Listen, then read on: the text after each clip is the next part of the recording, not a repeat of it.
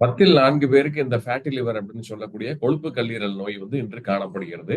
ஆனா அடுத்த 10 வருடத்துல இதுவே நம்பர் 1 நோயாக அநேக பேருக்கு இருக்கக்கூடிய ஒரு வாய்ப்புகள் இருக்கும் அப்படின்றத ஆராய்ச்சி அறிக்கைகள் வந்து நமக்கு வந்து முன்னெச்சரிக்கையாக கொடுக்கிறது.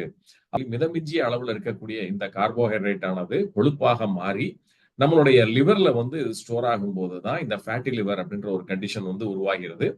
முதல்ல வந்து உடல் பருமன் ஒபிசிட்டி உண்டாகும். அடுத்ததாக பார்த்தீங்கன்னா, நம்மளுடைய குளுக்கோஸ் அளவு வந்து ரத்தத்துல வந்து ஏற்றத்தாழ்வு காணும். ஃப்ளக்சுவேஷன் இருக்கும்.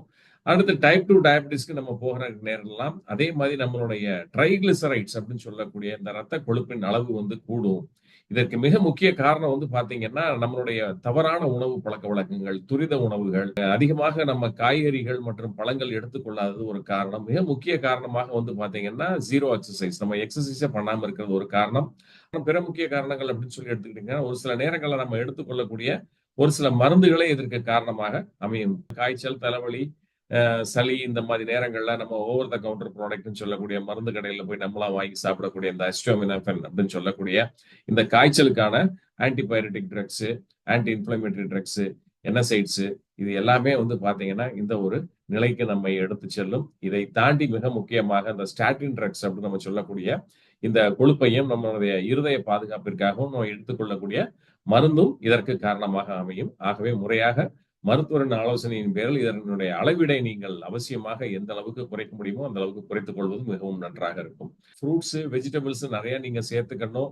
மிக முக்கியமாக சன்லைட் அப்படின்றது இன்னைக்கு யாருக்குமே வந்து எக்ஸ்போஷர் இல்லை. ஸோ சன்லைட் எக்ஸ்போஷர் நிறைய தேவை. விட்டமின் டி பிக்சேஷன் வந்து பாத்தீங்கன்னா கால்சியம், மெக்னீசியம் அப்சார்ப்ஷன் வந்து ஃபெசிலிட்டேட் ஆகிறதுக்கு இந்த விட்டமின் டின்றது ரொம்ப ரொம்ப முக்கியமாக இருக்கணும். பழ வகைகள் அதிகமாக நம்முடைய உணவில் சேர்த்துக் கொள்ள வேண்டும். காய்கறிகள் அதிகமாக சேர்த்துக் கொள்ள வேண்டும். முழு தானியங்கள் அப்படின்னு நம்ம சொல்லக்கூடிய அந்த முழு தானியங்களை வந்து நிறைய நம்ம எடுத்துக்கணும். உறைநிலை கொழுப்புகள் இதையெல்லாம் வந்து முக்கியமாக நீங்க தவிர்த்து விட வேண்டும். அடுத்து சர்க்கரை, உப்பு இதனுடைய அளவையும் நீங்கள் கண்டிப்பாக கம்மி பண்ண வேணும்.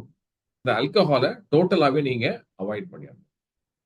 சோ இதனால வரக்கூடிய காம்ப்ளிகேஷன்ஸ் என்னென்ன அப்படின்னு சொல்லி பாத்தீங்கன்னா, ஸ்டெட்டோஹெப்படைட்டிஸ் அப்படின்னு நம்ம சொல்லக்கூடிய இந்த லிவர் செல்ஸ் எல்லாம் இன்ஃப்ளேம் ஆகி இது வந்து என்ன ஆகும் அப்படின்னு சொல்லி பார்த்தீங்கன்னா ஒரு ஃபைப்ரோசிஸ் அப்படின்னு சொல்லக்கூடிய ஒரு கண்டிஷனுக்குள்ள போகும். இந்த ஃபைப்ரோசிஸ் கண்டிஷன்ல இருந்து என்ன ஆகும் அப்படின்னு சொல்லி பார்த்தீங்கன்னா சிரோசிஸ் அப்படின்னு சொல்லக்கூடிய இது முழுக்க முழுக்க ஸ்கார் டிஷ்யூ அப்படின்பாங்க.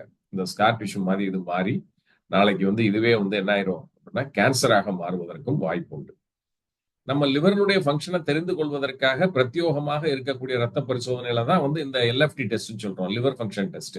சோ இந்த லிவர் ஃபங்க்ஷன் டெஸ்ட் முழுமையான நம்மளுக்கு வந்து ஒரு உறுதியான ஒரு ரிசல்ட்டை கொடுக்குமா அப்படின்னா நிச்சயமாக கிடையாது. காரணம் என்ன அப்படின்னா கல்லீரலானது 70% பாதிப்பிற்கு உள்ளான பிறகுதான் வந்து பாத்தீங்கன்னா இதனுடைய சிம்டம்ஸையே வெளியில காட்ட ஆரம்பிக்குது.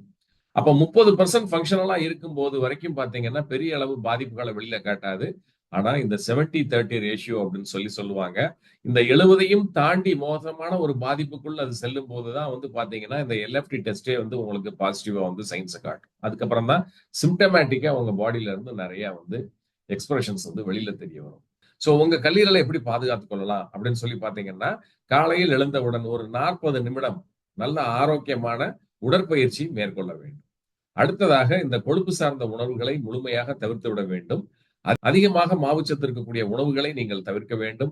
நார்ச்சத்து மிக்க உணவுகளை நீங்கள் எடுத்துக்கொள்ள வேண்டும். சோ இந்த ஒரு கொழுப்பு கல்லீரல்னு சொல்லக்கூடிய அந்த ஃபேட்டி லிவர்ல இருந்து மிக எளிமையாக நீங்கள் வெளியே வருவதற்கு காலையில் எழுந்தவுடன் ஒரு உற்சாக பானமாக நான் சொல்லும் விதத்தில் நீங்கள் ஒரு பானத்தை தயார் செய்து குடிச்சிட்டீங்க அப்படின்னா அதிகபட்சம் ஒரு 30 நாளைக்குள்ளேயே உங்களுடைய இந்த கொழுப்பு கல்லீரல் அப்படின்றது நார்மலுக்கு வந்துவிடும். அதிமதுரம் அப்படின்னு நம்ம சொல்லக்கூடிய இந்த லிக்வரைஸ் ரூட் அப்படின்னு சொல்லுவாங்க. நல்லா இனிப்பா இருக்கும். சோ இது வந்து வாங்கிக்கோங்க. இந்த அதிமதுரம் அப்படின்ற பவுடர். இஞ்சி இஞ்சி வந்து நல்லா தோலை நீக்கின இஞ்சி நல்லா இடிச்சு இந்த லிக்வரைஸ் பவுடரோட கலந்துகிட்டு இந்த பச்சை மஞ்சள், பசுமஞ்சள் இதனுடைய தோலை நீக்கிவிட்டு பசுமஞ்சள், இஞ்சி பிளஸ் இந்த அதிமதுரம்.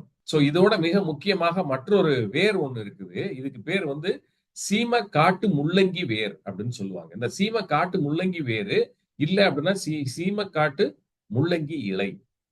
சோ இந்த சீமக்காட்டு முள்ளங்கி இலை இல்லாட்டி சீமக்காட்டு முள்ளங்கி வேர் அப்படின்ற வேரை வந்து நீங்க காய வச்சு இடிச்சு பொடியாக்கி வச்சுக்கலாம். இவ்வளவு நீங்க கஷ்டப்பட வேண்டியது இல்ல. இது ரெடிமேடாவே வந்து பாத்தீங்கன்னா நாட்டு மருந்து கடைகள்ல எல்லாம் கிடைக்கும். இந்த சீமக்காட்டு முள்ளங்கி இலையையோ சீமக்காட்டு முள்ளங்கி வேரையோ நீங்க பவுடர் ஃபார்ம்ல வச்சுக்கிறீங்க. இந்த தேநீர் நீங்கள் எப்படி தயாரிக்க வேண்டும் அப்படின்னு சொல்லி பாத்தீங்கன்னா, நான் சொன்ன மாதிரி சீமக்காட்டு முள்ளங்கி இலை இல்லைன்னா சீமக்காட்டு முள்ளங்கி வேர்னுடைய இந்த பவுடர் எடுத்துக்கிறீங்க. சின்ன துண்டு விரலி மஞ்சள் தோல் நீக்கியது, ஒரு சின்ன துண்டு இஞ்சு தோல் நீக்கியது, இது ரெண்டையும் நல்லா இடிச்சு இதனோட போட்டுக்கிறீங்க.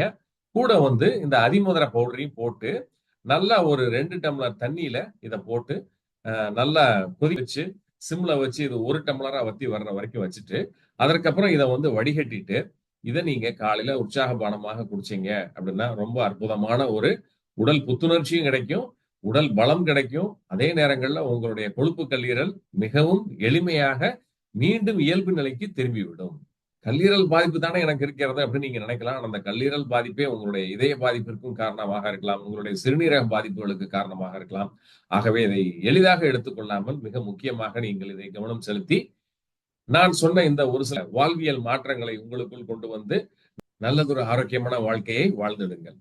மீண்டும் ஒரு நல்ல பதிவில் சந்திக்கிறேன். நன்றி, வணக்கம்.